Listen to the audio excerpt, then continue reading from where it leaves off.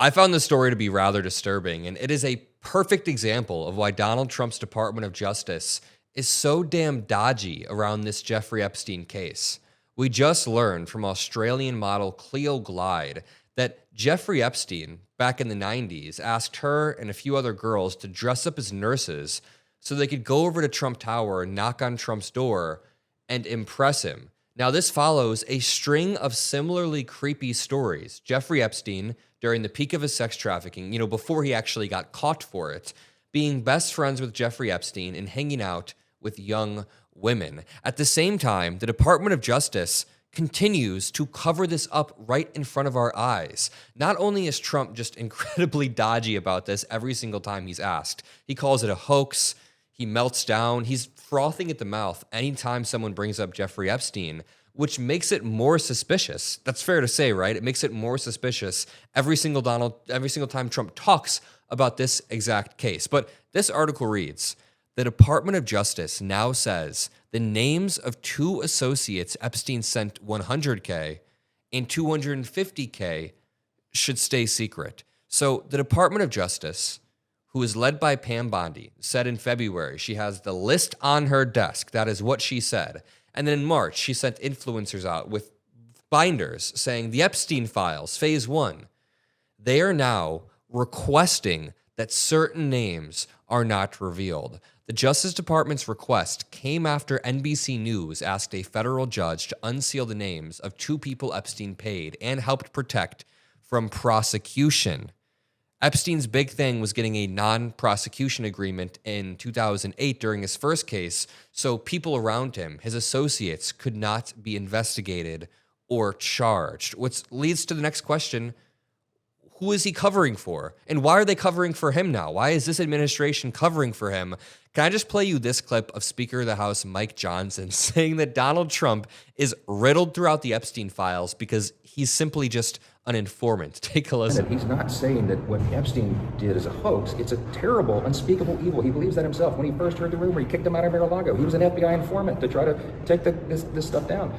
The president knows and has great sympathy for the women who have suffered these unspeakable harms. It's detestable to him. He and I have spoken about this as recently as 24 hours ago. Dude, while the survivors were out there speaking and telling their stories, Trump was inside calling it a Democrat hoax, implying that it was a hoax, undermining the words of the survivors who were outside of where he was. Robert points out, if I understand this correctly, Trump barely knew Epstein, but Obama put Trump's name in the Epstein files, except Trump did in fact hang out with Epstein because he was actually just a fake pedophile who was working under deep cover, pretending to be one so that he could, expose Epstein, but also the Epstein files are a hoax in the first place. This is their argument.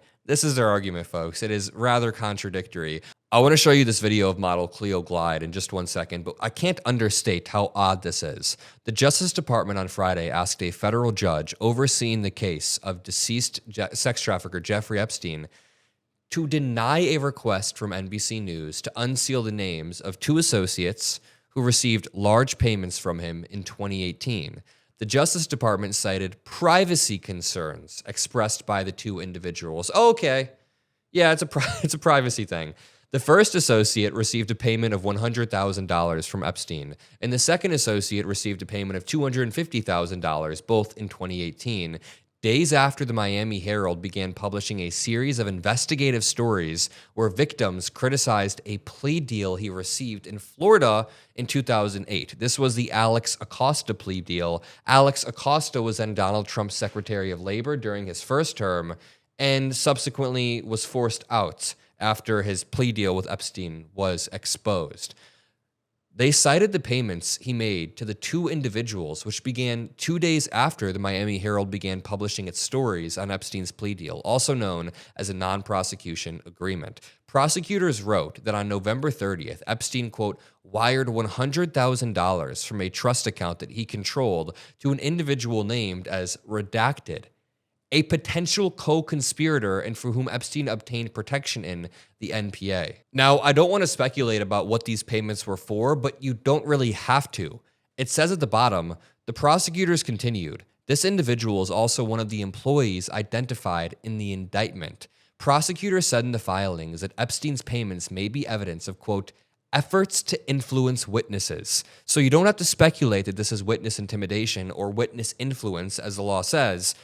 Prosecutors are saying that this is very likely an attempt to silence potential witnesses. So these people were described as potential co-conspirators, like meaning there were more people involved, more witnesses involved who have been silenced. He has a long pattern, Epstein, of using money to maintain control. So he may have been wiring people money to reinforce this financial influence that he has, saying, I will cut off your money if you say anything, but if you stay quiet, I'll continue to send you money. I mean, here's the thing.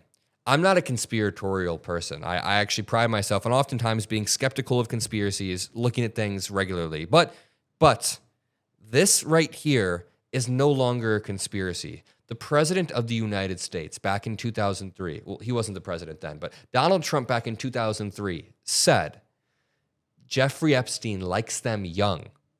Right before that, a decade earlier, NBC News captured the pair at Mar-a-Lago at a party that featured cheerleaders from the Buffalo Bills. And, they were pointing and whispering to each other. You guys can picture the images in your head. But listen to this. Months later, when Mr. Trump hosted a party at Mar-a-Lago for young women in a so-called calendar girl competition, Mr. Epstein was the only other guest, said George Horaney. Now, Horaney's then-girlfriend and business partner later accused Trump of sexual misconduct. Both Horaney and Harth both said the same story. They said Trump literally sexually abused and assaulted my girlfriend. It's disgusting. And this brings me on to this story. Epstein made me dress like a sexy nurse for Trump. Very, very odd behavior. Listen, whatever fetishes people are into, we're not judging that here. But when you are hanging out with a actual active sex trafficker, and that sex trafficker is trying to, surprise you with sexual type gifts.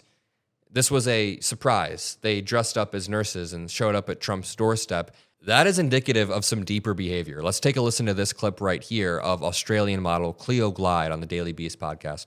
And then one day, he'd spoken about Donald Trump as someone that, he kind of he was kind of a bit self-satisfied about that friendship, I think, because at that point, Donald Trump was, larger than life, almost like cartoon-like character in the New York landscape. And he mentioned, I had this white wrap-over dress, and he said, oh my God, you look just like a nurse in that. It'd be really fun if we got this other mutual friend that had introduced us.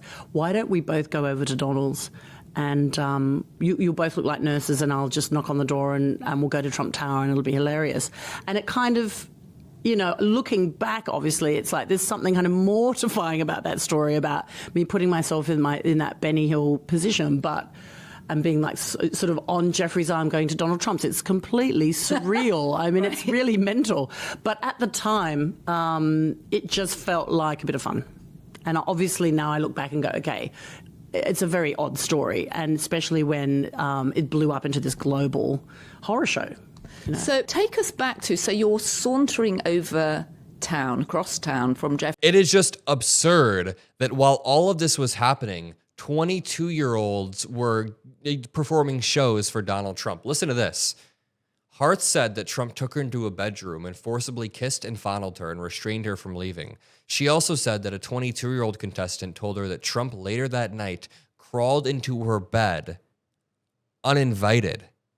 It's so incredibly creepy. And here's Mike Johnson covering up not only for that, but also for Matt Gaetz. That's something a lot of people forget. The entire Matt Gaetz thing was covered up by Speaker of the House Mike Johnson, who was working tooth and nail to protect him.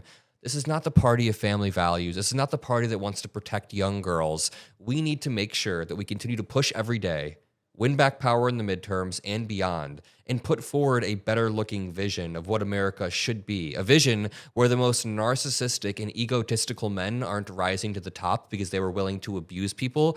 I mean, man, what a huge moral hit or moral realization. I was told while I was growing up that if I'm a good person and I help other people and I'm equitable, then I'll rise, and that is how people in society do well. And I am doing well.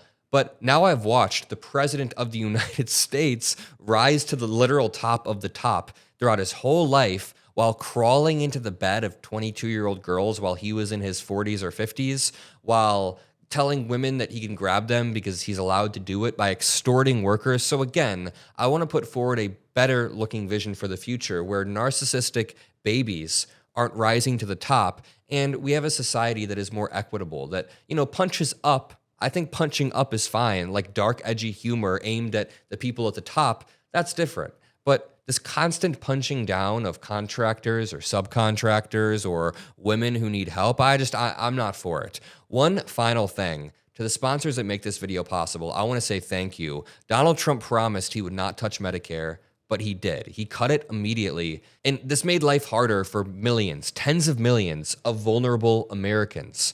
It's a really confusing industry to maneuver. My relative recently turned 65, and they were sent a bunch of scam calls, shady flyers, misleading ads. It's hard to know who to trust.